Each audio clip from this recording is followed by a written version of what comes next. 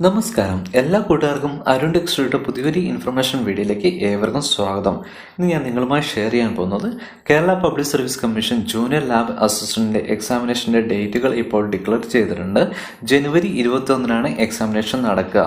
അപ്പോൾ ഇതിൽ കൺഫർമേഷൻ കൊടുക്കാത്തവരുടെ 81,230 അപേക്ഷകളാണ് ഇപ്പോൾ PSC അസാധുവായി അപ്ഡേറ്റ് ചെയ്തിരിക്കുന്നത്. അതിന് ഡീറ്റെയിൽഡ് ആയിട്ട് ഒരു ഇൻഫർമേഷൻ നമുക്കൊന്ന് നോക്കാം. മെഡിക്കൽ വിദ്യാഭ്യാസ വകുപ്പ് ജൂനിയർ ലാബ് അസിസ്റ്റന്റ് തസ്തികയിൽ അപേക്ഷിച്ച 81,230 അപേക്ഷകൾ ഇപ്പോൾ അസാധുവായി അപ്ഡേറ്റ് ചെയ്തിട്ടുണ്ട്. നിശ്ചിത ദിവസം അല്ലെങ്കിൽ നവംബർ 11-ന് മുൻപേ കൺഫർമേഷൻ നൽകാത്തതിനാലാണ് ഈ ഒരു അപ്ഡേഷൻ PSC അപ്ഡേറ്റ് ചെയ്തിരിക്കുന്നത്. 2,40,320 പേരാണ് അപേക്ഷ നൽകിയിരുന്നത് എങ്കിൽ കൺഫർമേഷൻ നൽകിയവർ വന്നിരിക്കുന്നത് 1,59,090 പേരാണ് കൺഫർമേഷൻ നൽകിയിരിക്കുന്നത്. ജനുവരി 21-നാണ് എക്സാമിനേഷൻ നടക്കുക. കൺഫർമേഷൻ നൽകിയവർക്ക് ജനുവരി 7 മുതൽ ഹാൾ ടിക്കറ്റ് പ്രൊഫൈലിൽ ലഭ്യമാകുമെന്ന് PSC അപ്ഡേറ്റ് ചെയ്തിട്ടുണ്ട്.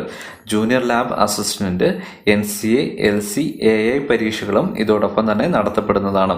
ടോട്ടൽ അപേക്ഷകൾ സമർപ്പിച്ചിരിക്കുന്നത് 6,532 പേരാണ് അപേക്ഷ സമർപ്പിച്ചിരിക്കുന്നത്. എന്നാൽ കൺഫർമേഷൻ നൽകിയിരിക്കുന്നവർ 4,676 പേരാണ് കൺഫർമേഷൻ നൽകിയിരിക്കുന്നത്.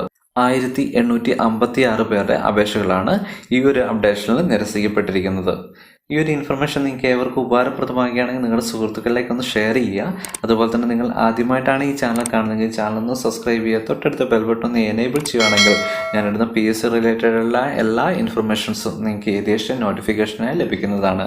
അപ്പോൾ അടുത്തൊരു ദിവസം പുതിയൊരു ഇൻഫർമേഷനുമായി കാണുന്നവരെ നന്ദി, നമസ്കാരം.